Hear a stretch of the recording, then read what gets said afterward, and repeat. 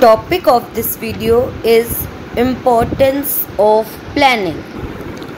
The manager who acts without planning must learn to live without profit. This statement very much show the importance of planning. जो statement given है वो हमें planning की importance बताती है कि एक मैनेजर जो प्लानिंग के बिना काम कर रहा है उसे प्रॉफिट के बिना भी जीना सीख लेना चाहिए।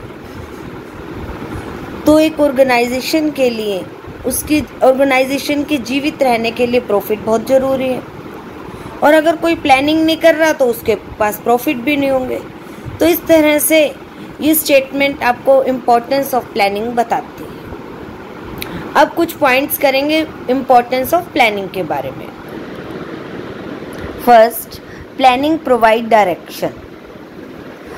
बेटा सिंपल और क्लियर वर्ड्स में जब हमने प्लानिंग की डेफिनेशंस बताई थी, हमने कहा था what to do, why to do, when to do, by whom to do, क्या करना है, किसने करना है, कैसे करना है।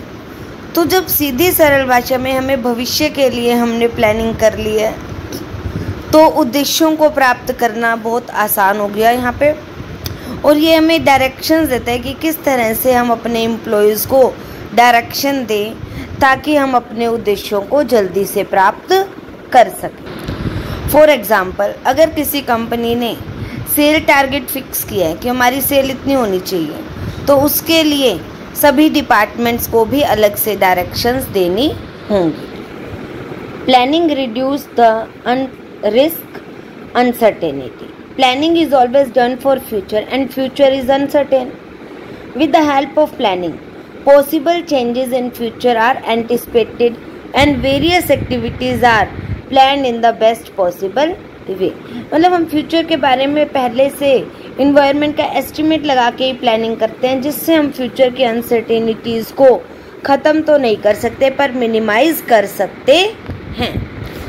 फॉर एग्ज़ाम्पल, एक सेल टारगेट को फिक्स करने से पहले हम एक सर्वे रख सकते हैं कि किस मार्केट में हमारे प्रोडक्ट की डिमांड है और न्यू कंपनीज मार्केट में कौन कौन सी हैं। By keeping these fact in mind, the planning the future activities, the possible difficulties can be avoided. तो इससे जो फ्यूचर की डिफ़िकल्टीज़ हैं हम उनको अवॉइड कर सकेंगे।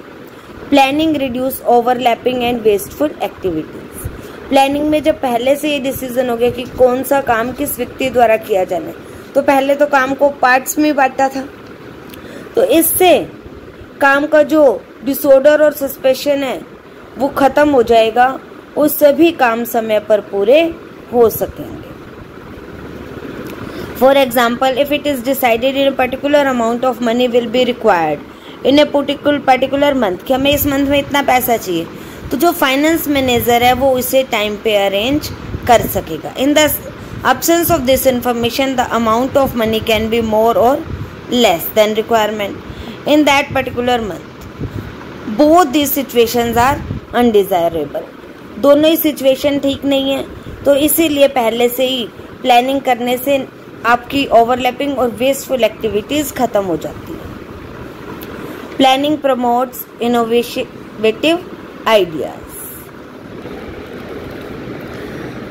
तो जो it is clear, planning select the best alternative out of many availables. बहुत सारे अवेलेबल होते हैं मार्केट में जो आपके अल्टरनेटिव्स है किसी भी प्लान को पूरा करने के लिए, किसी भी ऑब्जेक्टिव को अचीव करने के लिए। तो प्लानिंग हमें उसमें से बेस्ट अल्टरनेट को चूज़ करना बताता है। फॉर एग्जांपल, कि एक कंपनी चाहती है एक्सपैंड द बिजनेस, तो उसके पास क्या क्या अल्टरनेट हो सकते हैं। Should some other varieties of existing product be manufactured, कि जो प्रोडक्ट वो बना रहा है उसकी कुछ और वैरायटीज़ बनाए। Should retail sale be undertaken, अगर वो पहले होलसेल का काम कर रहा है उसके साथ रिटेल का काम भी करे, मतलब पहले बड़ी मात्रा में बड़े व्यापारियों को सामान बेचा जाता था, अब जो सिंगल कम मात्रा में लोग सामान खरीदते हैं उनको भी बेचा जाए। शुड सम ब्रांच, क्या कोई और ब्रांच खोली जाए। शुड सम न्यू प्रोडक्ट भी लॉन्च, क्या या फिर कोई हमें नया प्रोडक्ट लॉन्च करना चाहिए। तो इस तरह से जो प्लानिंग है इनोवेटिव आइडियाज़ को प्रमोट करती है। Planning facilitate decision making. यहाँ पे डिसीजन लेना आसान हो जाता है, बेस्ट अल्टरनेट को चुनना इजी हो जाता है।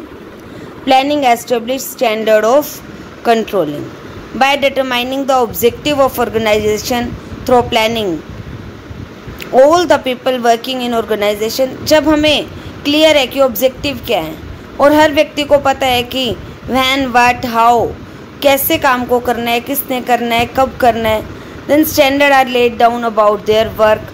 सबको अपने काम के जो प्रमापित स्टैंडर्ड हैं वो दे दिए गए हैं। इससे हर व्यक्ति अपने काम को अच्छे तरीके से कर सकेगा। स्टैंडर्ड का मतलब होता है पहले से डिसाइड करना कि एक वर्कर ने एक दिन में कितना काम करना है। अगर हमने ये सोचा कि उसको 10 यूनिट प्रोड्यूस करनी है, लेकिन अगर वो 1 यूनिट प्रोड्यूस कर रहा है, दस देयर इज नेगेटिव डेविएशन, तो इसे हम नेगेटिव विचलन कहेंगे। मतलब नेगेटिव हमारा जो स्टैंडर्ड है अचीव नहीं हुआ है। For this it is held responsible. इसके लिए कौन रिस्पॉन्सिबल है हम इजीली पता कर सकते हैं। And measurement of actual work, knowledge of deviation and holding the labour responsible falls. इससे हम लोगों की रिस्पॉन्सिबिलिटी भी फिल कर सकते हैं। दस इन the absence of planning controlling is not possible. तो इसलिए अगर हमने प्लानिंग ही नहीं कर रखी तो कंट्रोलिंग तो पॉसिबल ही नहीं है।